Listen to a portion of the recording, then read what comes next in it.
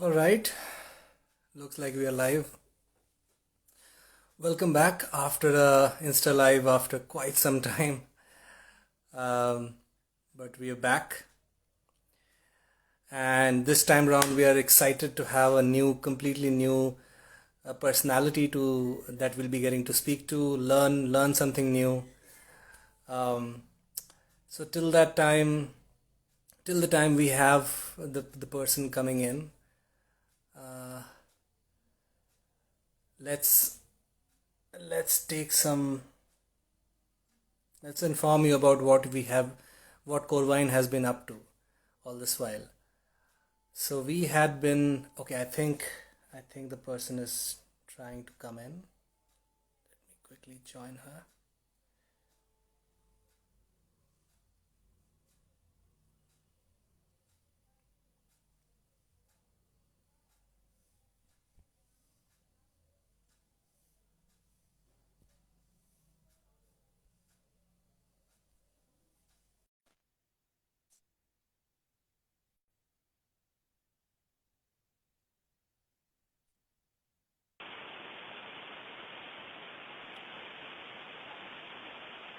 Hi, Mr. Tanwar, can you hear me clearly?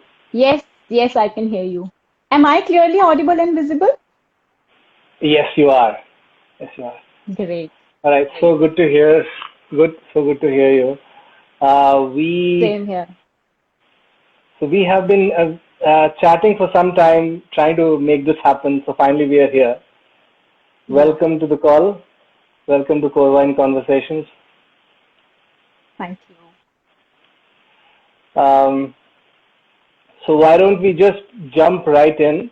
And Sandhya, I'm calling you Sandhya. I hope that's fine.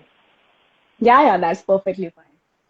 Okay, so Sandhya, why don't you tell whoever's watching this about yourself, your journey, and then we'll take it from there. Yeah, sure.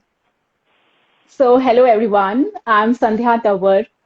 So, my career journey started in the year 2007 with a merchant banking firm where I have worked for 2 years. Then I joined one of the big fours where I have spent more than a decade's time. And after spending almost 13 years at the corporate job, I decided to start something of my own. And I started my own business consulting firm in the month of March this year. And this firm provides all sorts of corporate legal and regulatory services.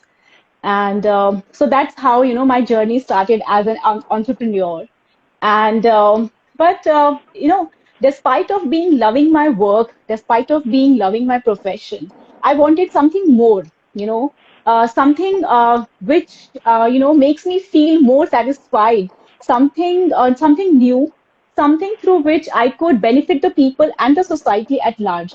And it so happened that a new way paved out for me, and I started working as image and soft skills coach as well. Now I am running my firm successfully, and also I work alongside people and help people in enhancing their image, their personal appearance, and also their communication skills. Right, it's quite the journey. When I was reading about you, I saw the journey you've taken and the complete. Many would call it a U-turn of careers. So from being a company in the company secretary field to having a law degree to working in this direction, which is a complete U-turn, isn't it? Usually people don't take this sort of a career change, but I think do you still dabble into your old work domain, or have you completely switched to this? So it's not a switch actually. So I'm doing my work which I have been doing for the past 13 years, and also I am Right. doing image consulting and soft skills training. So I have always been a very creative and artistic person. And also, I'm too much into, going into the depth of the matter, like we do in the law field, like we issue opinions and all. So, I am kind of a person who use the logical brain and the creative brain at the, I try to keep a balance. I don't want one side of the brain to be dormant and one side to be, dominant. So that's Right. how, it's been. Wow, I can relate so much to it. Of course, I've not done something as great as you've done in this field, but I can relate so much to that idea of trying to also cultivate the artistic side of you, or the software aspect of you. Month of March to start a business. That's quite Yeah. the time to pick to start a business or a new venture, right? Did Yes. that come about? So I got my certificate of practice on 20th of March. So I applied for it on 16th of March. And I was thinking that, it will take some time and I will start in the month of April in the new financial year. And, Right. it so happened that, I got my certificate on 20th of March and on 22nd, the lockdown was announced. And despite of the lockdown, I have been getting good business. And the journey by now, it's been almost like 9 months. It has been amazing. Awesome. And that's the intent of the business. At the end of the day, it has to make money, and yours is. So, congratulations for that. I have a Thank ton of you. Thank you so questions, much. and the limited amount of time that we have, I'll try to wrap everything in it. But let's just dive in. Um, so, of the hundreds of things you do and you offer, um, I have a very basic question about etiquette in general. Um, how important do you think is etiquette in in the contemporary world in general, and specifically in the corporate world? I know the question may seem a bit generic, but what I wanted to know, is it really all that relevant in contemporary world etiquette? So let's first understand what etiquette is all about. It's about being kind. It's about being polite. It's all about being authentic. It's all about how you treat others.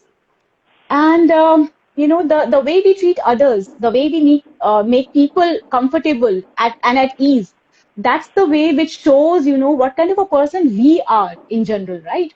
And the modern society is based on the communication, and a good communication requires good manners, good etiquette. So etiquette is something which will never go out of fashion.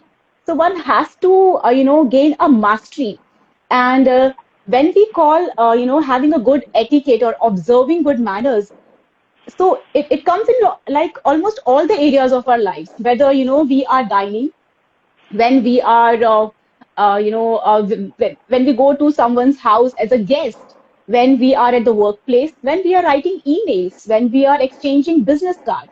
So all of these things will observing etiquettes in all of these things will never go out of fashion, right?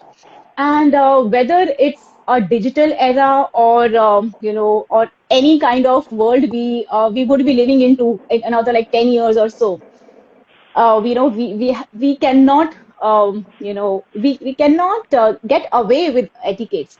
Etiquettes are something which will help us in growing up the ladder of success, because you are being watched every time whenever we are into virtual meetings or virtual trainings or any virtual platform. We are being watched, so one Right. cannot afford to have a negative impression on the viewer, especially when it comes to the team meetings or your appraisal meetings, which is going to happen in the month of Feb in 2021. So one cannot afford to, create a mess, just by not observing etiquettes. Yeah, absolutely, I so hope true. that answers. It does. It does actually. Some of my team members, and this is a time that I should probably introduce myself as well. I work as a director in a IT company here in Hyderabad, and I manage a fairly large team, and also get to hire very frequently. One of my team members had asked me some time back about etiquette in general, and she said, I remember she saying, Mrinal, isn't etiquette a choice? it actually got me thinking. I also wanted to know from you about that option she gave me. But at the end, I basically told her it is a choice. But if you don't, so this is a common saying these days that etiquettes and manners seem to have gone somewhere. They are not that commonly seen. And what is not commonly seen is usually when you see that you notice it, isn't it? So, for example, if there's a person who speaks good English, say Sashi Tharoor, we actually watch him because he speaks good English. That used to be a regular affair back in the day, but right now it's an uncommon thing, and so we notice it.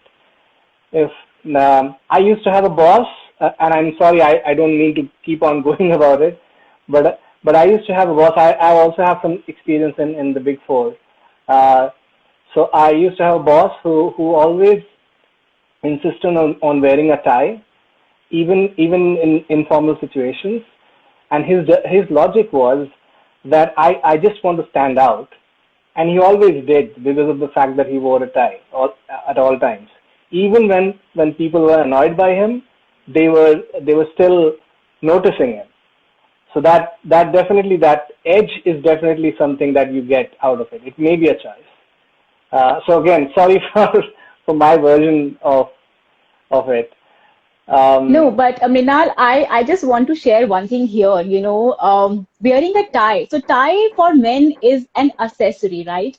right, Likewise, necklaces and earrings and basic makeup is the accessories for women. So, these accessories adds like a third layer in our clothing. So in image, we teach people about something called professional and personal style scale. So adding a right, tie will make you, um, scale up the level to the level three. And level three is the second most authoritative level. And then comes level four, which is the most authoritative level. So, your boss insisting on wearing a tie is, is something that, he wants you all and he himself to be somewhere under the level 3, which makes you more formal and more authoritative in terms of right. style scale. So you brought that up, so I just thought I must share that. Right. I mean, whoever would think in this direction is that wearing a tie could mean so many things. Usually one doesn't, right? But it actually does make a lot of sense. Yes, Um, it does. so again, one more question that is related to the same question that I had earlier asked is is the nature of manners, etiquettes, soft skills changing over time? These days we have companies and organizations where individuals just come in shorts and a simple t-shirt or a polo t-shirt and stuff like that, which is absolutely fine. It probably depends on the culture of the organization, which is absolutely fine. But so there seems to be some sort of evolution happening. I'm just at the moment speaking about attire, but it could be in other things as well. I see emails being written where the commonly used millennial language is being used, where BCZ apparently means because. I had no idea. One of my team members used that, and I was told to just, and I pointed it out, and I was asked by even my peers to just let it be because that's the new normal, apparently. So, what sort of a evolution do you seem to be seeing in culture, manners, etiquettes in general? And do we lag behind when we think about etiquette in that aspect? So the clothing we wear, it affects our psychological state of mind, and also it affects the performance level. So imagine a CEO giving a presentation in a boardroom in his full business attire vis-a-vis a CEO giving a presentation on a virtual platform wearing his shorts and a coat, above his shirt or a t-shirt. So the level of performance in both of these situations will vary, and that would be a very high variation. The kind of effectiveness he would show in a physical meeting in his full business attire will be much higher, much, appreciable if you compare that with the meeting over a virtual platform in shorts.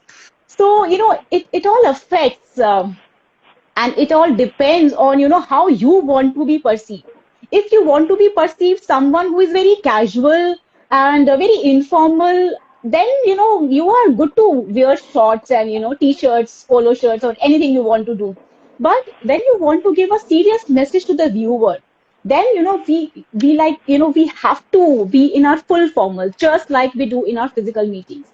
So it all depends on, person to person, the level of authority of the person, his designation. And coming to the millennials, this reminds me of one of the instance when, one of my peer sent an email to a trainee who just, came out of college, and she sent a request that, this and this has to be done. So please do that by, so, by maybe like, I guess in a day or 2 days time.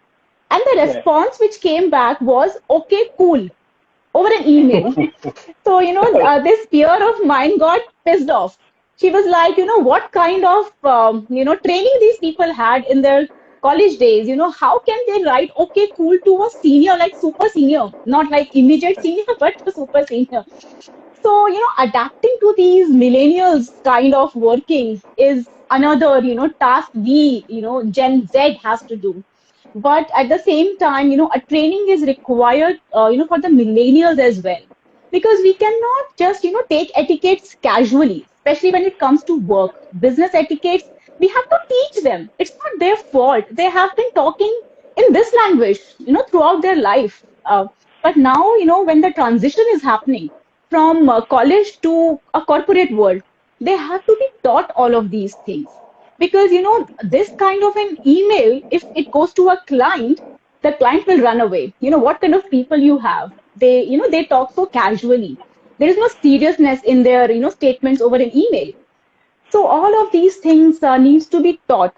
And, coming back to the question that, is the kind of etiquettes we have been observing by now are, they are under evolution or not. So yes, they are.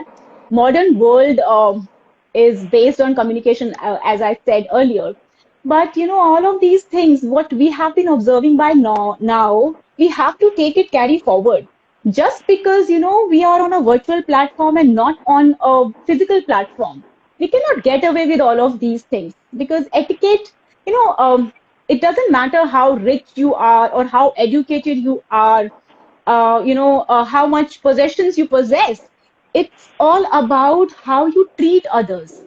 So if Right. I want to be treated in a nice manner, I have to treat others in a nice manner, right? So the first step to being respected is to look respected and behave in a respectful manner. And that's where the image consulting and soft skills come into play. Hard skills, of course, they're very, very important. We cannot, leave them aside. But at the same time, soft skills and image management is very, very important. Image management is like your visual resume, and your professional resume is one thing. And all of us who are into the corporate world, or who are joining the corporate world, or who wants to shift to some other organization, all of us work to build up our resume, right? We take certifications. We really want our CV to be a very worthy CV, huh? So that anyone who looks at it, the interviewer must think like, let's call this person for the interview. So likewise, we have to work on our visual resume as well, which most of the people ignore. And especially when it comes to virtual meeting platforms, at office, or at any other event, one has to really take care of that. That we cannot take a chance, on our image, on our appearance, right? Absolutely. I think well said, because I think half of or 80% of how you deal with the other person depends on that person's perception of you and vice versa. Many a times Right. there have been times, especially in these times when we are talking virtually, we tend to miss the body language, and it's the rapport that basically becomes more active. And for rapport, sometimes etiquette comes in handy, manners comes in handy. How many times? So, and manners, when we speak about manners and etiquette, people generally tend to confuse it with just table manners and the color of clothes you're wearing, but they don't realize that it's much more comprehensive than that. Um, Generally, exactly what you said. It speaks about how you're feeling or reciprocating to the other person. So, very well said. Okay, so I'll move on to the other questions really quick. What are some, given the times we're living in and the impact of social media on our lives, what are some social media do's and don'ts? Just throw a few at us because they will be, we can possibly create a huge list, but just some social media do's and don'ts that you come to your head right at the top of your mind. So the first and the foremost is that don't post anything to air private disputes, especially when it comes to your family disputes or dispute with a coworker. So don't air that online. Second is try to avoid, being overreactive when other people post something over the social media because people Right. tend to overreact and they just write, what not they write on the, comments box. So appreciate and, admire and respect, the other person's, thought process and the way he or she is trying to motivate you all, right? Right. And the Right. third thing I would say is, always take permission from your co-workers or your friends whenever you are tagging or posting their pictures. Right. Then So important. then I would say that don't shout on the social media. Shouting as in, don't post something which is, which relates to the political issues, especially, over Instagram and Facebook and LinkedIn. People are posting so much, on political issues. So try, not writing all of that over the social media. Then, I would leave you all with one beautiful, concept. So this age of social media, this digital age, is all about creating, strengthening, promoting, and maintaining our personal brand. So one has to understand the ABCD of personal brand. So what is this ABCD of personal brand? A stands for appearance. Don't mess with your appearance. Do not look sloppy, messy, or dirty when it comes to social media. Second is B, which you just mentioned. It's all about body language. And, Albert Mehrabian's rule is very famous when it comes to body language and communication. So what he said was that 7% is all about the kind of words we choose when we are communicating with someone. 38% is the voice or the tone with which we use such words. And 55% is the body language. It's a non-verbal communication. So just see how important it is to, use the correct and the right body language. It should not give the wrong message, which we generally, give subconsciously. We are so much used to, doing this and doing, this, all of that. We are so used to all of these. Subconsciously, we do that and are not realizing that, all of these things affects your image. Then C is for communication. Try to build up an effective communication. Understand, the verbal and vocal communication, how we are using the words, and how we are communicating to the other person. Communication could be informal, formal, group communication, interpersonal or intrapersonal. So understanding that is very important. And last but not the least is D, which is for digital presence. So, have a good digital presence. And why I'm saying this, because the employers and all the educational institutions, they vet a person's profile through the social media. So before hiring anyone, these employers, check the content.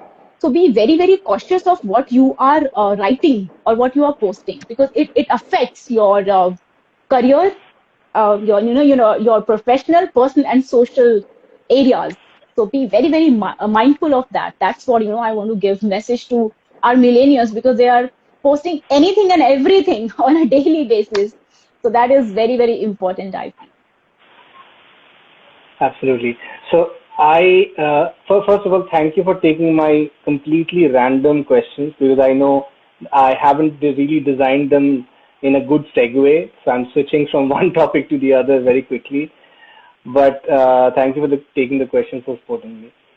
Um, I have another very unrelated question that has come up to me time and again. It has come up to me in my professional experience, and that is the question about networking, um, which is a key aspect of communication.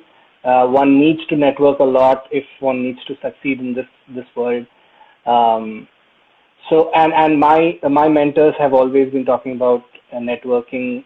I sometimes talk to my teams about networking, and so on. So my question is about personalities and networking.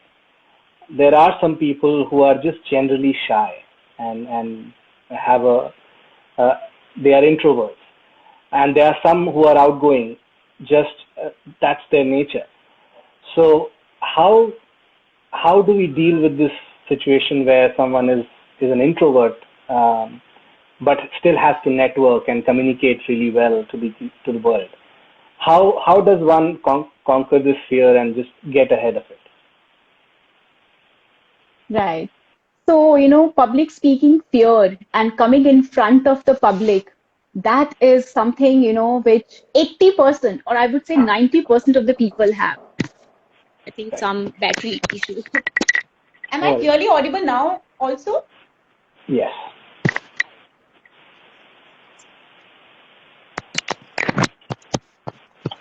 Am I audible? Uh, it's not that great now. I can still probably hear you. Battery dropped in my earplugs. I can hear you now. Okay, Yes. okay. So, I was sharing that 90% of the people have this, fear of speaking out in public. And this is very common, and we should appreciate that. And what I would suggest here is that there is an art and science behind everything under the sun, whatever it is, everything has an art and science of doing it.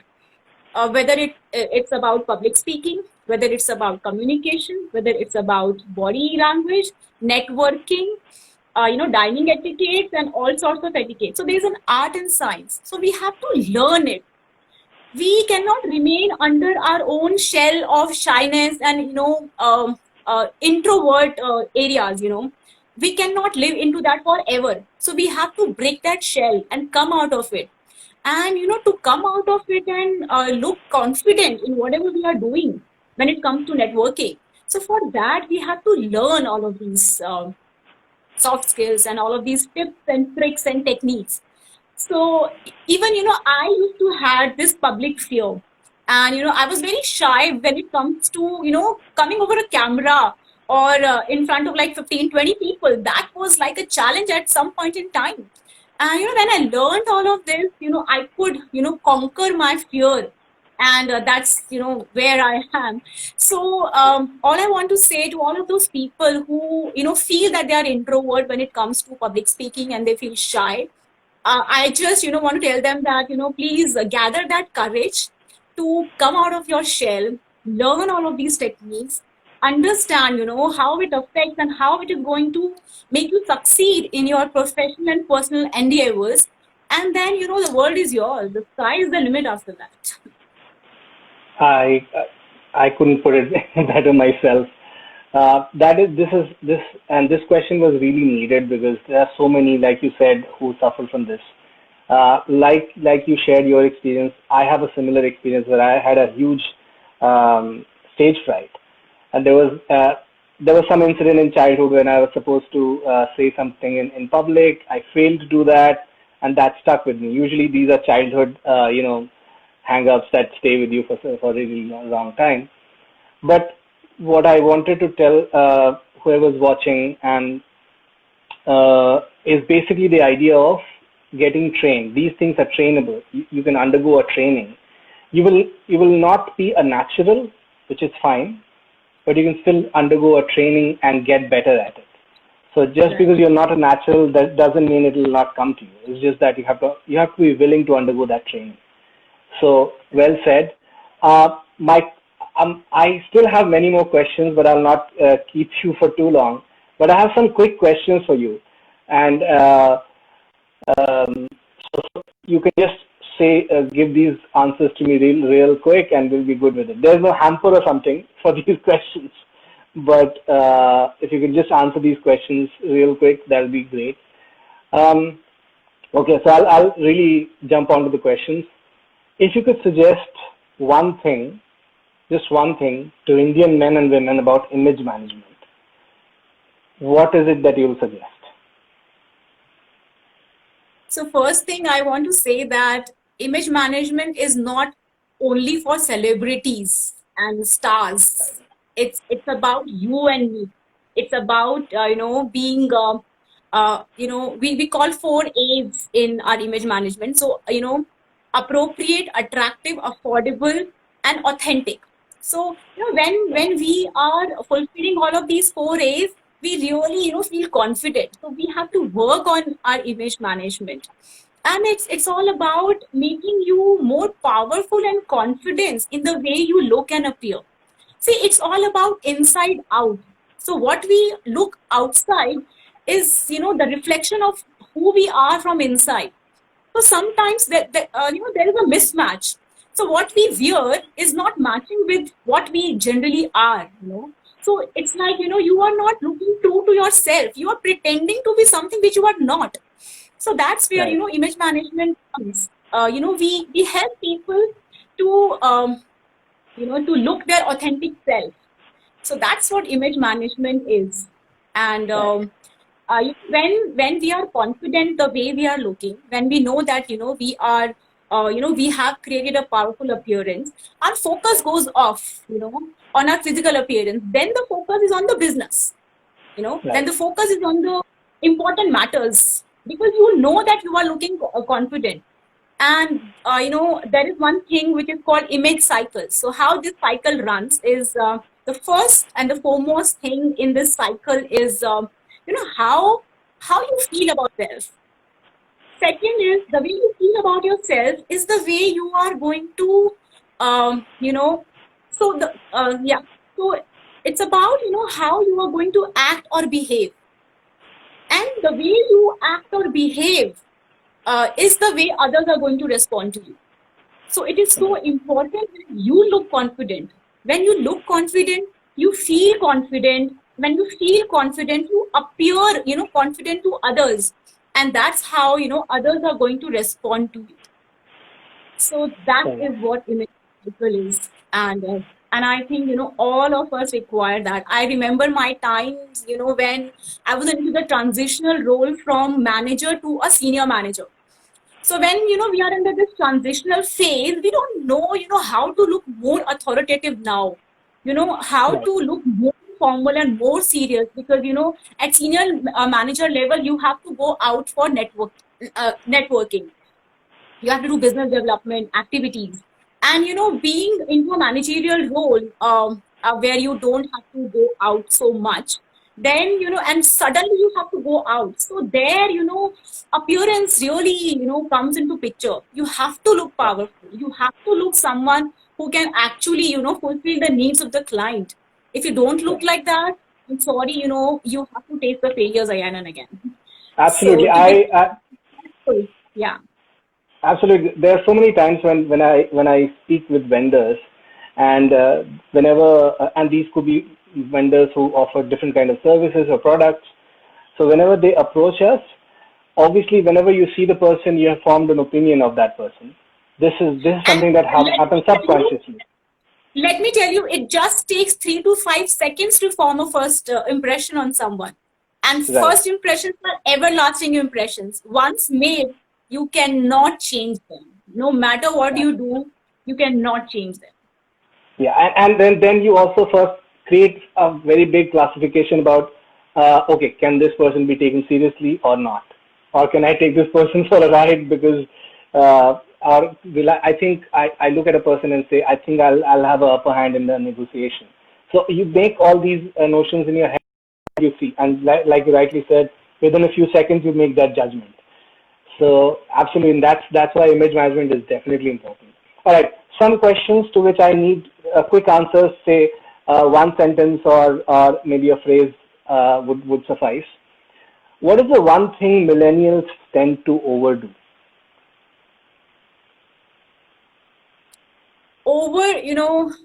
I would say they exaggerate their personal brand. Sometimes it's like, a balloon with air, only air. So, they have to be more grounded and rooted. And at the same time, they should have bigger dreams and higher aspirations. Okay, absolutely right. And there are so many times when you see a picture being posted by someone and then a quote below it, whereas the picture and the quote don't have any relation with each other. So this Yes. is just one of the many examples that we can possibly quote. But okay, well said. Uh, Given these times, what is the most annoying thing about video conferencing that you find? People don't come over video when it comes to video conferencing. Oh, They yes, switch off absolutely. their video mode.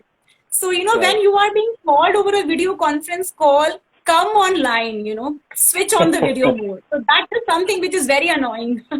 Yeah, We absolutely. could You're have touching one a raw conference nerve call. here. Yeah, so went into conference call, but when it comes to, you are being invited for a video call, switch on the video. That's most annoying actually when So, people switch so it true. off. So true. Okay. Your advice to someone who is ambitious in these times, but does not have any social media presence, because say doesn't like social media in general. What would your advice be to that person? So, not liking social media, we don't have a choice there actually. In today's world, everything, business are being conducted online. Everything, due to lockdown, COVID times, we have to do business online. So, there is no question of not liking social media. You have to like it no matter what. See, if one doesn't like to eat, we cannot stop eating. We have to eat to survive, right? You cannot just go on fasting forever because I don't like eating much. So khana to padega, to survive. So likewise, social media, you have to have your digital presence. Otherwise, you will be lagged behind. With new technology, with new things coming, into the world, we have to adapt to that. You remember that, Nokia case. At one point in time, Nokia was like, here. Nokia was here, and they didn't adopt to the new technology, and they came down. So, if you don't adapt to the new world, new age of digital times, then, then one has to, go down, and you cannot survive in this competitive corporate business. I asked that question because I was one of those individuals who didn't have a social media presence, not a big one anyway. I was off Facebook for a considerable amount of time.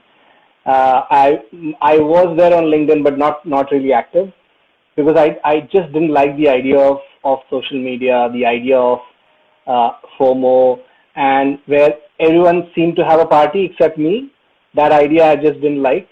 But then eventually my mentors told me how this is a choice still. You can still choose to be away from it. It is not a necessity, but it is a advantage that is in your hands, and you're not Yes. making use of it. So you can bury your head in the sand and think that this world doesn't exist, but it does, and people will be going ahead of you because they are using this advantage.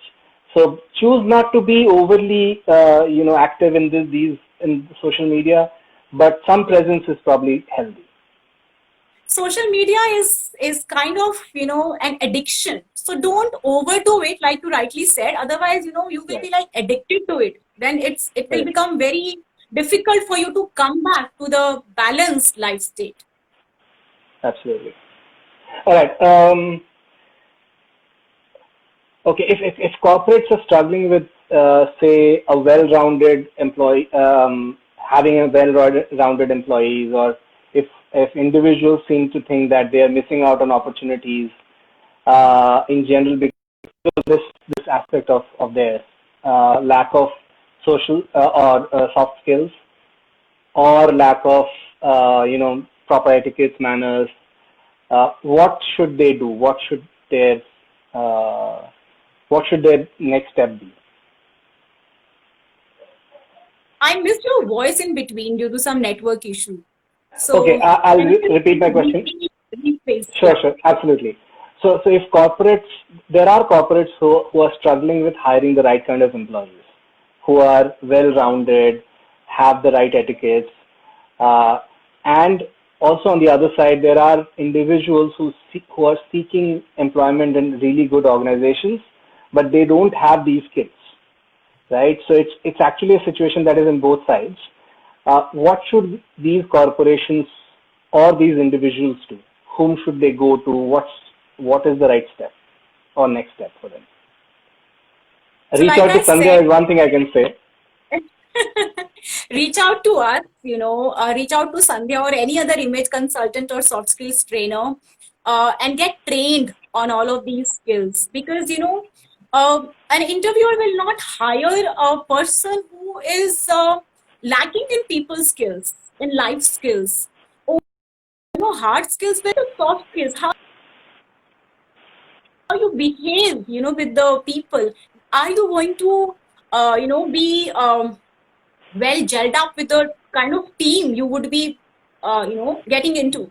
All of these things matter a lot, and we cannot just sit back. I am not like this, I'm not like that, so I will not get this kind of a job. Let me settle with this job only, because there they would require much higher aspects.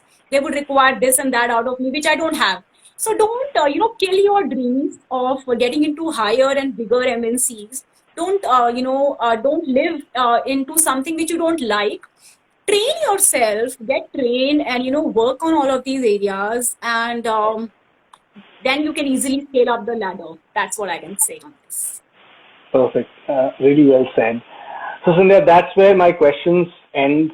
If there's anything that you'd like us to know more about you or your organizations, now is probably a good time. Yeah. So all I want to tell to our viewers is that do not limit yourselves. Do not dream small. Have big dreams. You can surely fulfill them, provided you really work hard for them. And for working hard to achieve your dreams, you have to make efforts. So make efforts, understand, do a SWOT analysis of yourself, your strengths, weaknesses, opportunities, and threats you have. So assess yourself and see where are you lacking, and just convert all your weaknesses into your strengths. And you can always do that, right? Right. And if there are online courses available, a lot of certifications on leadership skills and motivational skills, everything is available online these days. Or you Right. can hire a personal consultant, one-on-one consultation you can take. So don't limit yourself, just do it. Don't delay it, because uh, upcoming 3 4 5 years or 10 years, everything would be like digitized, and if we don't adapt to this age, we will lag behind. So to be more successful, please strengthen your personal brand, and like I said, remember those ABCDs of personal appearance. I certainly will. Thanks, Sandhya.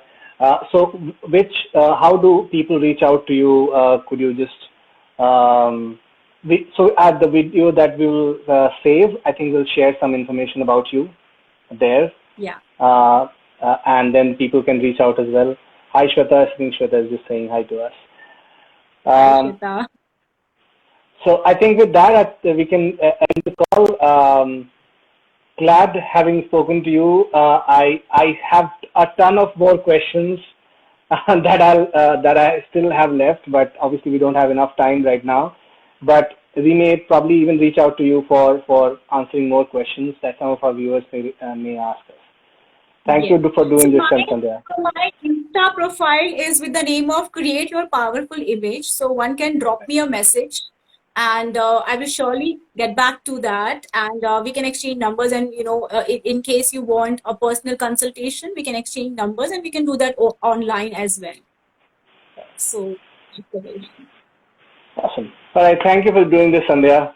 And hopefully Thank you so much, we'll do this Kunal. again sometime. Yes, yes, yes, for sure. Thank you so much. Thank you. Thank And have a thank happy new year in advance. Same to you, and say, Happy New Year to everyone. Have a great 2020. That's what I can say after spending, 2020 in a messy way. All right. So, yeah. Thank you. Thank Thank you. you so Same to much, you. Mrinal. Thank you for this opportunity. Thank you. Bye bye. Absolutely. Thank you, Cynthia. Bye. Bye.